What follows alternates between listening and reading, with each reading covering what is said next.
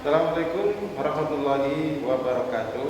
Waalaikumsalam warahmatullahi wabarakatuh. Melanjutkan perkuliahan evaluasi pembelajaran. Pada sesi 2 ini kita perlu memperdalam apa yang sudah kemarin kita bahas, yaitu bagaimana kita mengukur keberhasilan belajar peserta didik kita. Apa sih yang diukur gitu? Nah, kemarin kita sudah mengetahui bahwasanya hasil belajar peserta didik itu dapat berbentuk kemampuan kognitif, bisa juga dalam bentuk kemampuan afektif, terus bisa juga dalam bentuk kemampuan psikomotorik. Nah, kalau kemampuan kognitif itu kita bisa mengacu kepada teori kognitif Bloom ya. Bloom dan kawan-kawan itu membuat klasifikasi tingkat kognitif itu dapat diklasifikasi menjadi 6 tingkat. Yang pertama tingkat pemahaman, pengetahuan. Oke, yang pertama tingkat pengetahuan.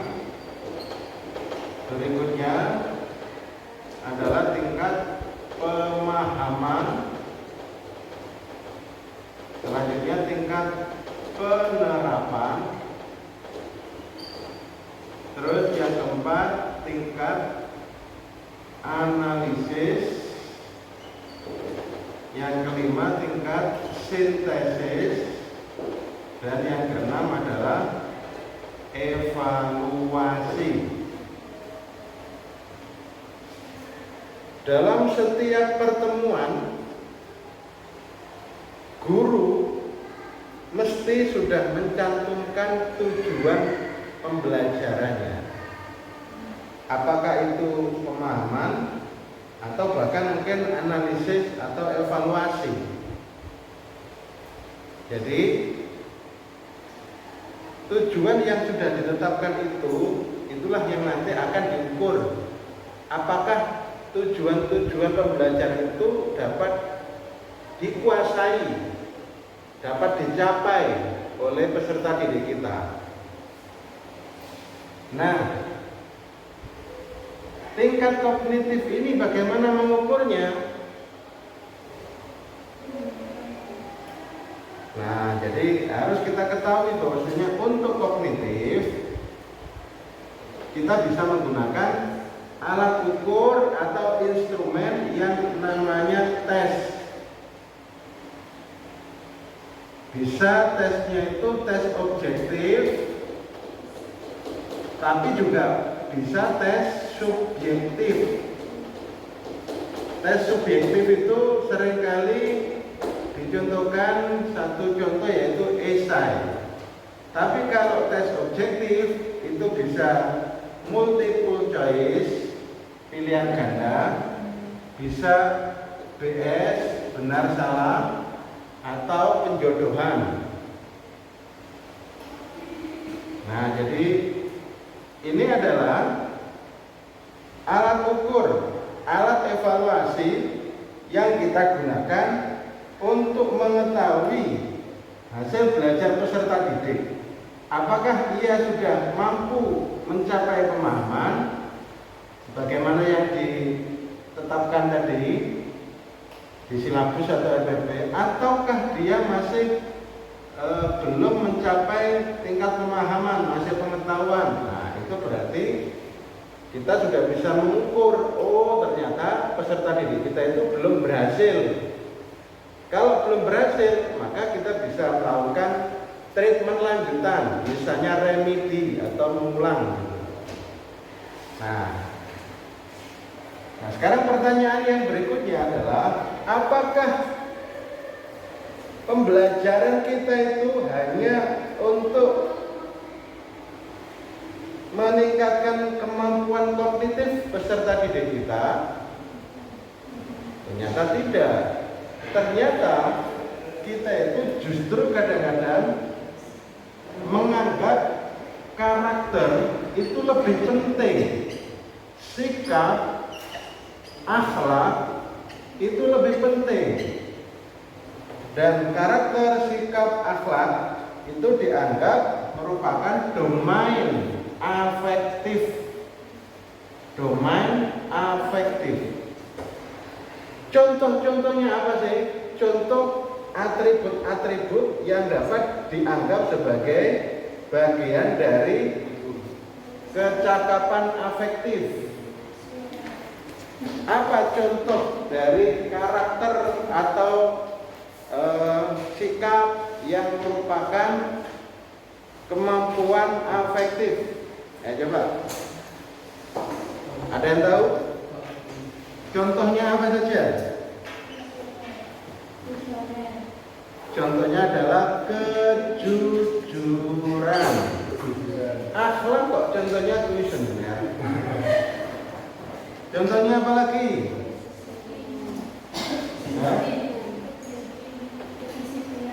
Kedisiplinan. Apa lagi?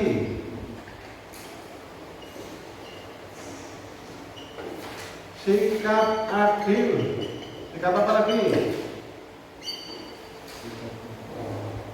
Sikap percaya diri. Apa lagi? Sikap tabah, ulet. Sikap empati. Sikap tanggung jawab.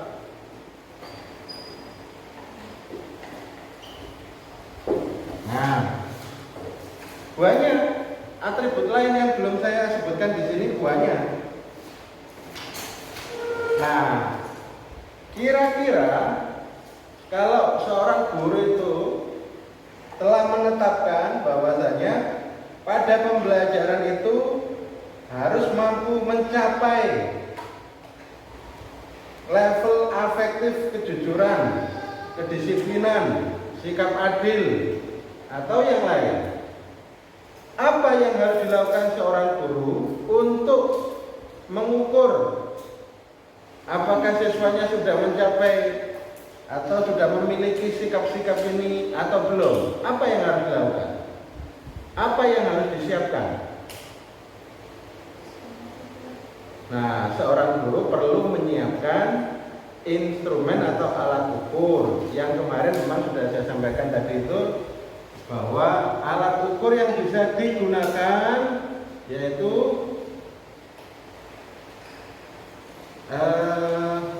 alat ukur survei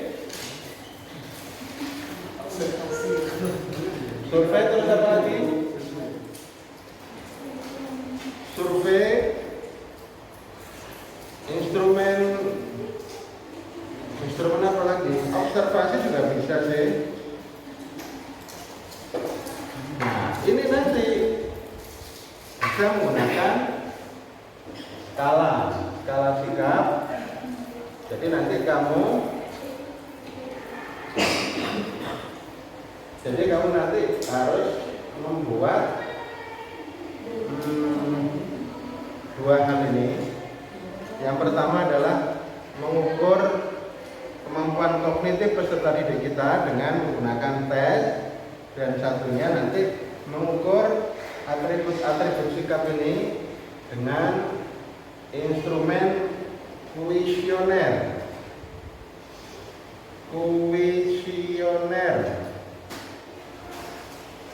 Jadi kamu nanti penugasannya pada mata kuliah evaluasi itu adalah membuat instrumen tes dan juga membuat instrumen kuesioner. Sangat mudah dan kamu pasti bisa. Oke, jadi Ini nanti kita akan pelajari dalam satu semester ini. Bahkan bila perlu UTS sudah selesai, UTS sudah tuntas untuk penyusunan tes dan penyusunan kuesioner. Jadi ini nanti yang menjadi tugas ya, membuat tes untuk mengukur kemampuan kognitif dan menyusun kuesioner untuk mengukur atribut-atribut afektif yang dimiliki oleh peserta didik kita. Mestinya kan siswa itu ya sebelum masuk ke MTS misalnya, yaitu diukur kejujurannya, karakternya, itu semuanya diukur gitu. Terus nanti di akhir menjelang kelulusan juga diukur kira-kira karakter yang dulu dimiliki peserta didik itu mengalami peningkatan atau justru malah penurunan. Nah, kalau penurunan berarti kita bisa simpulkan pendidikan yang kita selenggarakan kok justru malah membentuk karakter buruk dari peserta didik kita. Nah, itu kan mestinya nggak benar itu. Tapi pertanyaannya, sekolah melakukan itu enggak? Guru melakukan pengukuran itu enggak? Kamu pernah diberitahu enggak bahwasanya kamu dulu itu kedisiplinannya rendah, terus kemudian sekarang kedisiplinannya tinggi. Dulu kamu itu kurang empati sama teman kamu itu, kamu nggak mau membantu, nggak mau memberi perhatian misalnya, cuek, tidak peduli misalnya. Nah, kalau sekarang kamu sudah levelnya lebih bagus, empati kamu. Nah, kamu bisa ngomong begitu sebagai guru, kamu bisa ngomong begitu itu jika kamu punya data. Nah, terus data dihasilkan dari mana? Tentu data dihasilkan dari pengukuran atau evaluasi yang kita lakukan. Nah, kalau tidak pernah melakukan pengukuran atau evaluasi terhadap aspek-aspek afeksi peserta didik, mana mungkin kita punya datanya? Biasanya yang kita punya itu ini. Yang kita punya adalah data kemampuan kognitif. Karena yang sering dilakukan oleh guru itu adalah tes dan tes. Memberikan soal ujian. Secara umum pendidikan kita itu begitu. Secara umum sekolah-sekolah kita, madrasah kita itu evaluasi yang utama yang mereka lakukan itu adalah evaluasi kognitif. Sementara evaluasi afektif tidak banyak disentuh. Kalaupun ada rapot, misalnya kedisiplinan, terus apa lagi?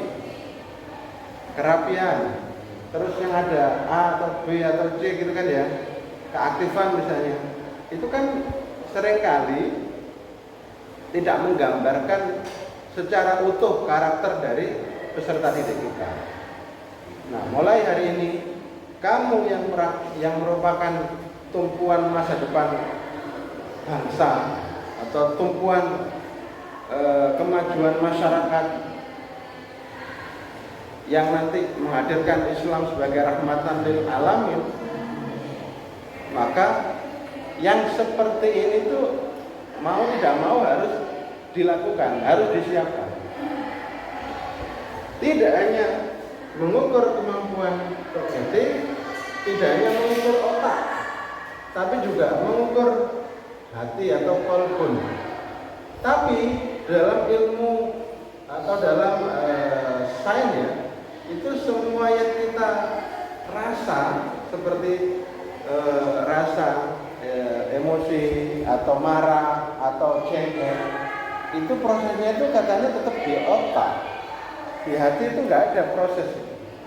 Cuma kalau kamu nyesek, itu kok kayak di hati gitu ya, tidak di kepala. Cuma yang memproses itu tetap otak. Jadi ketika kamu merasakan sedih, merasakan senang, bahagia, atau pokoknya yang menyangkut perasaan-perasaan atau hati itu seakan-akan menyangkut perasaan atau hati itu sebetulnya prosesnya tetap di otak. Cuma implikasinya itu kayak ke hati. Jadi kalau kamu senang gitu, bahagianya itu kayak di sini gitu. Ya. Tapi begitu juga yang susah ya, yang sedang mengalami patah hati gitu, itu yang dirasakan di sini gitu. Tapi kalau kamu misalnya melakukan penelitian menggunakan panel-panel yang dilekatkan di tubuh kita mulai otak sampai kaki gitu ya. Ketika kamu merasakan perasaan marah, jengkel, atau mungkin senang atau apa, itu yang bergerak atau yang memberi sinyal aktif itu otak, tidak di bagian yang lain. Nah gitu. Itu temuan-temuan sains itu begitu. Jadi yang kita rasakan sebagai hati, ya sebetulnya proses kerjanya itu tetap di otak, bukan di organ yang kita sebut hati. Cuma itu tadi kok kemudian implikasinya kok kesini gitu. Jadi sesak itu kok di dada gitu, di hati.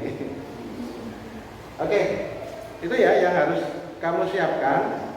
Bagaimana kemudian mengukur kemampuan kognitif, tetapi juga kemampuan afektif. Psikomotorik itu kayaknya mudah. Kemarin tuh kita mengukur kemampuan psikomotorik itu dengan membuat instrumen observasi ya. Ya nanti kalau kita sempat kita belajar untuk menyusun instrumen observasi. Tetapi yang utama yang harus kita lakukan adalah menyiapkan sebagai tugas ya, menyiapkan instrumen tes dan instrumen kuesioner. Bedanya apa tes dengan kuesioner? Kalau tes, nah ini nanti yang harus dipahami nih. Bedanya apa tes dengan kuesioner? Tes versus kuesioner. Tes itu yang paling utama perbedaannya dari jawaban. Jawaban untuk tes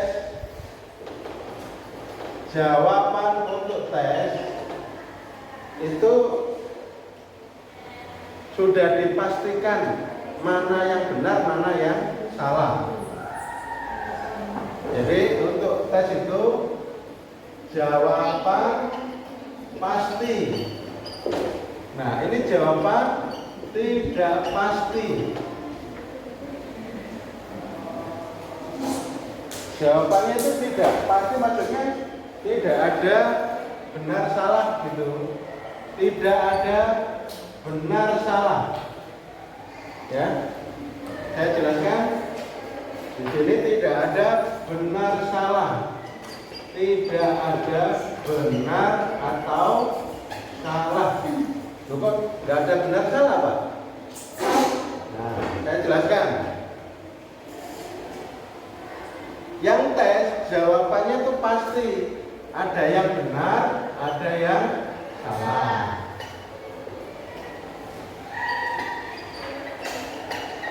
Nah, contoh, kalau kamu membuat tes untuk pilihan ganda misalnya, ini tes yang objektif ya, ini tes objektif ya. Misalkan kamu membuat pertanyaan, rukun Islam ada berapa? Jawabannya misalnya ada jawaban 5, ada jawaban 6, ada jawaban 4, ada jawaban 2. Nah ini kan pasti ada jawaban yang benar dan jawaban yang salah. Rukun Islam ada, ini kan, ini pasti nih. Pasti jawaban yang benar adalah A, sementara yang lain adalah salah.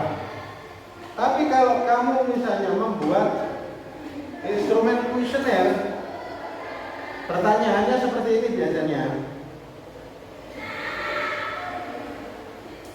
Israel adalah pelanggar HAM. Misalnya begitu ya.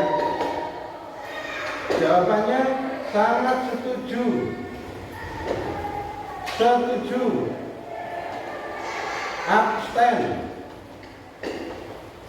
Tidak setuju. Sangat tidak setuju. Jawaban ini tidak dapat dipastikan mana yang benar, mana yang salah. Tetapi bisa kita buat jawaban itu gradasi dari yang tinggi sampai yang rendah. Maksudnya dari yang tinggi sampai yang rendah, mana yang sesuai dengan kriteria pelanggaran HAM. Oh, ternyata Israel itu memang cenderung melanggar HAM. Maka kamu mungkin memilih sangat setuju.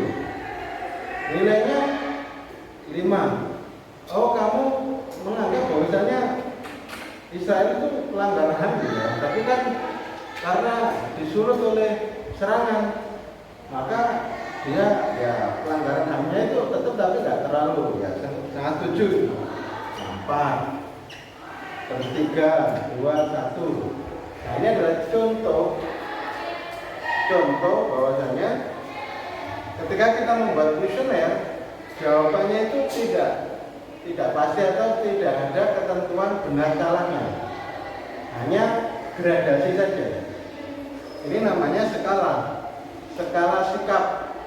Sikapnya itu dapat dikategorikan dengan sikap sangat setuju, nilainya 5, setuju 4 dan seterusnya. Ini berarti skala 5. Biasanya skala ini disebut dengan skala Likert scale. Nah, kita nanti akan sering menggunakan instrumen dengan skala Likert. Ada yang hanya 3 pilihan jawabannya, itu misalnya setuju, abstain atau ragu-ragu, sama tidak setuju. Ada yang hanya menggunakan 3. Boleh menggunakan 3 skala, boleh menggunakan 5 skala. Nah, ini adalah contoh kita membuat kuesioner untuk mengukur sikap, untuk mengukur atribut afektif dari peserta didik kita. Jadi udah jelas tugasnya. Yang pertama adalah menyusun instrumen.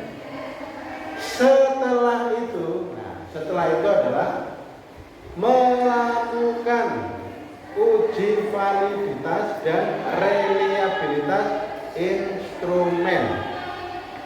Jadi membuat alat ukur dan memastikan alat ukurnya valid, reliable.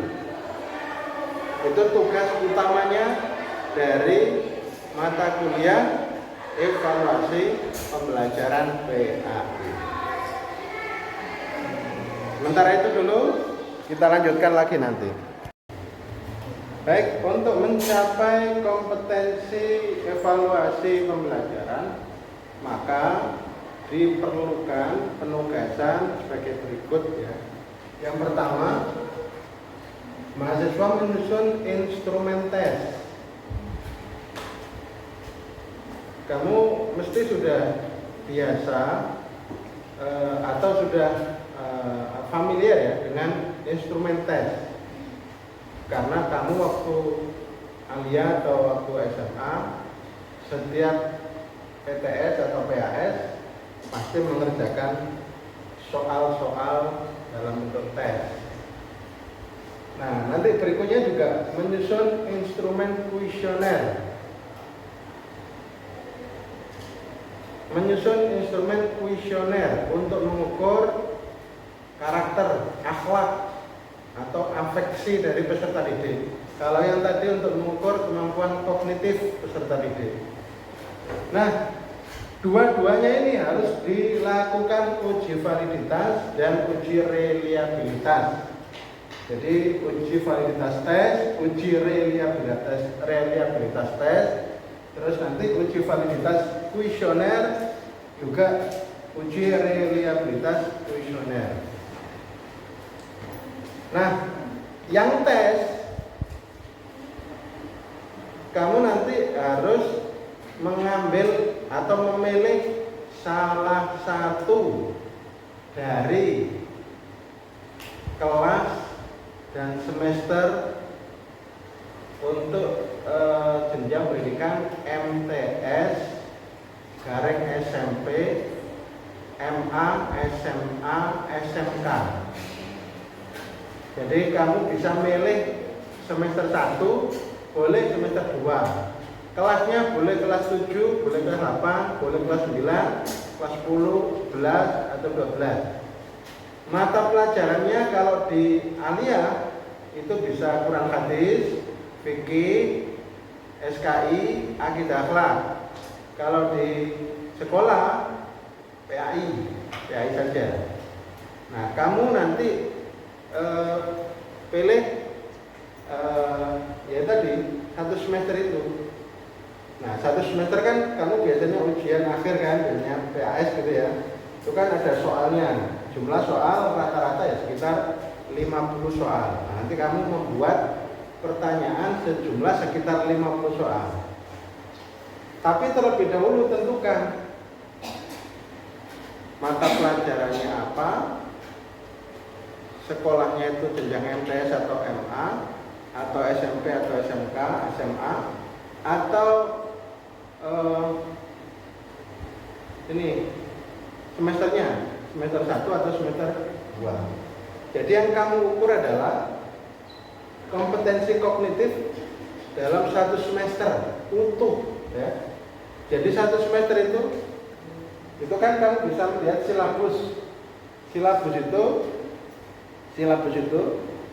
itu kan biasanya terdiri dari berapa KD, misalnya 10 KD atau 8 KD.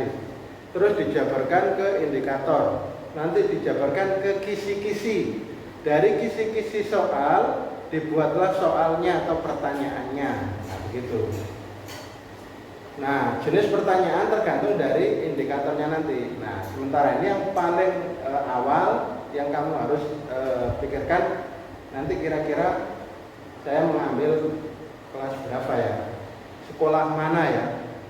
Kalau bisa sekolah yang siswa satu kelasnya itu lebih dari 30, supaya nanti tidak mengalami kesulitan ketika uji validitas dan reliabilitas. Kamu renungkan sekolah mana yang nanti kamu jadikan sasaran untuk uji coba instrumen tes. Jadi nanti kamu ketika uji validitas dan reliabilitas itu kamu kuesionernya harus diuji cobakan kepada peserta didik real ya. Nah, karena itu kamu coba pikirkan, oh kebetulan saya pengurus pesantren, nanti saya izin kepada kepala sekolah. Nah, yang kebetulan punya calon mertua kepala sekolah, nah itu juga bisa gitu ya. Atau misalkan punya kakak, punya sepupu gitu yang juga wakil kurikulum gitu. Nah, ini sudah dirancang sejak sekarang. Targetnya UTS itu udah selesai, sehingga kamu itu ya leluasa nanti penguasaan berikutnya itu lebih baik lagi. Nah, kalau tadi misalnya ada usulan per kelompok ya gak apa-apa, satu kelompok 2 orang. Tapi jika misalnya ada kesengsal satu ya boleh satu kelompoknya 3 orang, yang lainnya 2, yang satunya 3. Ya nanti ketua kelas silakan dibagi. Berikutnya yang kuesioner gimana Pak? Yang kuesioner ini nanti menunggu tugas yang dikerjakan mata kuliah logika. Jadi mata kuliah logika kemarin itu kan kamu sudah harus menentukan X-nya, menentukan Y-nya. Konsep X, konsep Y-nya itu seperti apa, pengertian, ciri-cirinya seperti apa, dan sudah kamu konstruk. Dari situlah nanti kamu akan menyusun pertanyaan. Misal kemarin itu ya, keimanan, variabel X-nya itu keimanan. Terus variabel Y-nya itu kejujuran. Maka nanti dari ciri-ciri ini dibuatkan pertanyaan dan disediakan jawaban. Jawabannya tadi skala Likert tadi itu bisa jawaban 3, setuju, abstain, tidak setuju, atau jawaban 5, skala 5. Sangat setuju, setuju, abstain atau ragu-ragu, tidak setuju, sangat tidak setuju. Nah, bisa seperti itu. Karena itu kamu terlebih dahulu harus sudah fit untuk tugas di mata kuliah logika supaya nanti bisa menghasilkan instrumen kuesioner dan bisa dilakukan uji validitas dan uji reliabilitas. Loh Pak, bagaimana uji ini dilaksanakan? Sekaligus saja bareng. Ketika kamu menyebarkan uji coba instrumen tes, kamu juga mencoba uji coba instrumen kuesioner.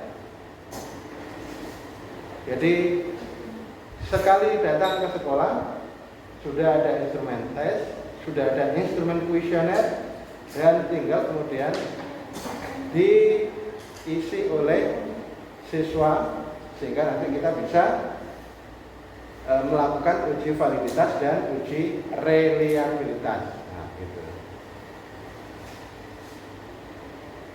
Paham ya? Semoga gini-gini tuh Pak. Ya. Paham tapi Oke, kita cukupi dulu. Oke, ada pertanyaan? Silakan Mas. Pertanyaannya gini Bapak, kenapa di Indonesia sistem pembelajarannya berbeda-beda? Kan kurikulumnya sama. Di antaranya yang pertama sekolah internasional, yang kedua sekolah negeri, dan yang ketiga sekolah swasta. Oh gitu, oke. Jadi kenapa sama-sama kurikulumnya tapi kok kelihatannya beda begitu ya? Antara yang internasional, terus negeri, sama yang swasta. Ada yang memberikan ini jawaban? Silakan.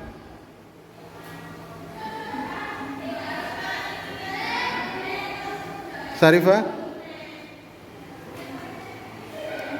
gimana?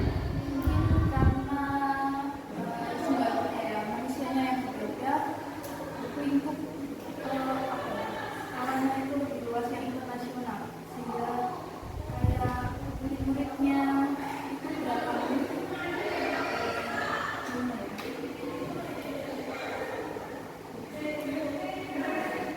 Oke, ada yang lain? Oke, silakan Imron. ini ada beberapa hal yang dapat membedakan antara sekolah swasta, negeri, dan internasional. Yang pertama yaitu tentang pendanaan. Kan sekolah internasional itu para siswa atau orang tua siswa itu membayar lebih mahal dari negeri dan swasta. Nah, dari segi pendanaan berbeda, otomatis sistem pembelajaran atau kebiasaan pembelajaran itu bisa berbeda. Yang kedua yaitu kualitas pengajar dan kualitas yang diajar itu juga. Yang ketiga yaitu tujuan sekolah itu. Seringkali tujuan itu pasti berbeda-beda. Loh, padahal kurikulumnya sama. Ya, tetap saja. Kalau sekolah internasional tujuannya pasti internasional juga. Dan sekolah negeri tujuannya tidak setinggi internasional. Loh, apakah nggak pakai kurikulum yang ditetapkan pemerintah Indonesia? Ya, tetap pakai, cuma ada kebiasaan di sekolah tersebut yang tidak bisa dirubah dengan kurikulum, mungkin gitu. Ada tambahan?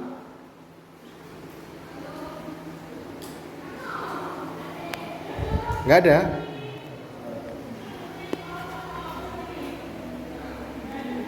Oke, jadi sebetulnya setiap sekolah, baik negeri atau swasta, internasional ataupun interplanet misalnya, itu kalau kita sebut tetap sebagai sekolah yang ada di Indonesia, kalau dia beroperasi di Indonesia, maka dia punya kewajiban untuk menerapkan kurikulum Indonesia. Tetapi itu sebagai capaian minimal. Jadi begini, andaikan kita punya kurikulum, ibaratnya kurikulum nasional itu adalah standar minimal. Jadi kalau dia sudah mencapai standar-standar ini, maka dia sudah melaksanakan kewajiban sebagai sekolah yang beroperasi di Indonesia. Tapi pada umumnya sekolah-sekolah yang mengklaim sebagai sekolah unggul, pada umumnya dia akan menetapkan target pembelajarannya itu jauh di atas kurikulum nasional. Ini, nah, ragamnya seperti apa, macamnya seperti apa, tergantung sekolah masing-masing. Loh Pak, apakah sekolah internasional saja yang begitu? Sekolah favorit saja yang begitu? Sekolah manapun boleh kalau dia sudah mencapai standar yang ditetapkan pemerintah, maka dia bisa menyiapkan kurikulum yang di atasnya. Makanya setiap sekolah itu membuat kurikulum, di mana kurikulum yang disusun itu mengadopsi yang dari pemerintah, tapi menambah yang belum diberikan pemerintah, dan itu tergantung sekolah masing-masing. Dan ada sekolah yang misalnya internasional itu melihat bahwasanya yang dibutuhkan oleh orang-orang kaya misalnya itu adalah kompetensi ini, misalnya kemampuan bahasa Inggrisnya itu udah ala Cambridge misalnya, bahasa Arabnya itu ala Mesir misalnya gitu. Sehingga mereka bekerja sama dengan Cambridge atau bekerja sama dengan Mesir untuk merancang kurikulum dan menerapkannya. Dan terkadang pengajarnya juga diambilkan dari pihak mitra tadi itu, ujiannya juga dari pihak mitra misalnya. Nah, itu adalah upaya-upaya yang dilakukan oleh sekolah yang menginginkan dirinya atau sekolahnya itu berada pada level yang melampaui level nasional dan kemudian dapat diklaim sebagai sekolah internasional. Sekolah internasional itu mungkin sudah ada kurikulum internasional ya. Jadi ada misalnya asosiasi pendidikan yang itu berlaku secara internasional merancang kurikulum yang seharusnya diajarkan untuk sekolah-sekolah yang mengklaim sebagai sekolah internasional. Nah, ada yang mungkin begitu, sehingga kemudian sekolah yang mengklaim diri internasional itu juga merujuk kira-kira standar-standar internasional itu seperti apa. Nah, tetapi sebagai sekolah yang beroperasi di Indonesia, dia tetap wajib menyelenggarakan pendidikan berbasis kurikulum yang ditetapkan pemerintah. Nah, pada umumnya sekolah-sekolah rendahan atau sekolah-sekolah yang nggak bagus itu kemampuan mencapai standar nasional aja itu udah berat. Untuk diajak mikir siswanya itu nggak bisa. Loh kok bisa begitu ya? Boleh jadi karena asupan gizinya kurang. Loh, boleh jadi makanya itu hanya pakai nasi sama kerupuk. Nah, boleh jadi. Atau boleh jadi karena pembawaan anugerah Allah kepada anak didik kita kebetulan terbatas dan kebetulan ekonominya lemah, jadi hanya bisa sekolah di negeri atau di sekolah swasta yang pinggiran, nggak bisa di sekolah internasional yang biayanya mahal. Loh, kenapa biayanya mahal? Karena sekolah internasional biasanya fasilitasnya itu juga dipenuhi dan mahal-mahal. Yang berikutnya pengajarnya juga yang punya kualifikasi tinggi dan mereka biasanya menuntut gaji yang tinggi. Terus mitranya ketika bekerja sama dengan Cambridge, dengan Mesir, nah itu kan juga butuh pendanaan, sehingga akhirnya diakumulasi dan ditetapkan pembayaran pendidikannya itu ya biasanya ya tinggi. Tapi bagi orang yang punya uang itu no problem. Nah, yang nggak punya uang atau ekonomi rendah itu loh yang harusnya diurus negara. Jadi harusnya sekolah negeri itu untuk kelompok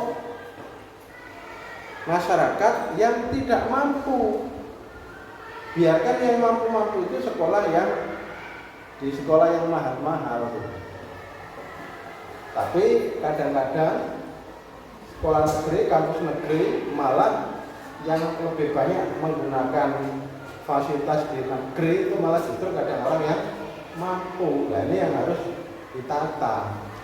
Orang kaya malah banyak yang kuliahnya di sekolah atau kampus-kampus negeri. Padahal mestinya kampus negeri itu untuk masyarakat tidak mampu, karena yang diwajibkan itu adalah negara itu wajibnya adalah mengurus masyarakat yang mestinya tidak mampu. Yang sudah mampu, yang sudah kaya, mestinya biarin dia untuk mencari pendidikan sendiri tanpa harus ada dukungan dari negara. Karena sekolah negeri itu kan 100% uangnya dari negara.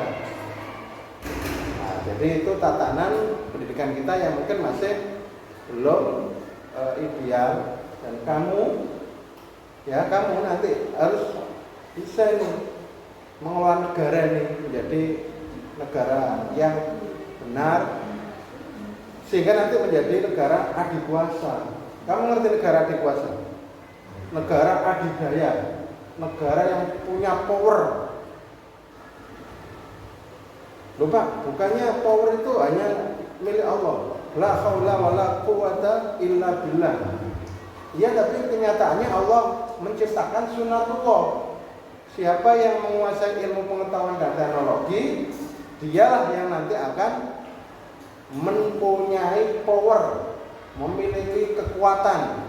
Sehingga seperti sekarang yang punya kekuatan siapa? Negara-negara seperti Amerika, Prancis, Inggris, karena mereka menguasai ilmu pengetahuan dan teknologi. Sehingga kemudian mereka sekarang menjadi negara adidaya, adikuasa, yang seakan-akan mengatur tatanan dunia sekarang itu mereka. Sehingga kalau misalnya Israel mau mencaplok tanahnya Palestina, ketika kemudian itu didukung oleh Amerika, oleh Inggris, nggak ada yang bisa melawan mereka. Maka negara-negara yang mayoritas bentuknya Muslim itu harusnya menjadi negara adidaya, adikuasa. Tatanan kehidupan ini kamu yang atur, jangan diatur orang lain, dan kamu atur sesuai tatanan nilai-nilai Islam yang berkeadilan, rahmatan lil alamin, gitu. Paham ya? Persiapkan pendidikan kita secara baik, jangan loyo, ya, jangan membleng. Kita berikan penugasan-penugasan yang bagus tadi itu dalam rangka apa? Supaya kamu itu menjadi generasi-generasi kuat, generasi hebat yang nanti akan bisa membawa Indonesia ini menjadi negara adikuasa, negara adidaya, tapi berlaku adil, berlaku maslahah, gitu. Paham ya? Oke, jadi kembali kepada pertanyaan tadi, bahwasanya untuk pendidikan yang dilaksanakan di Indonesia tetap wajib menggunakan kurikulum nasional. Tetapi dengan sumber daya yang dimiliki, baik SDM gurunya maupun SDM siswanya, termasuk sumber daya keuangan dan fasilitasnya, itu mereka itu seakan-akan kurikulum nasional itu hanya separuh dari kemampuan mereka, gitu. Nah, separuhnya buat apa? Kalau kemudian nggak mengejar yang lebih jauh lagi, ya udah separuhnya itu yang internasional, gitu. Jadi kamu ini nanti kalau misalnya mengelola sekolah, capaian-capaian yang diwajibkan itu kalau bisa itu bisa kita capai dengan kekuatan separuh kita. Separuh yang lain itu kita gunakan untuk menguasai standar-standar yang di atasnya. Itulah unggul. Itulah yang namanya standarnya standar internasional. Paham ya? Oke.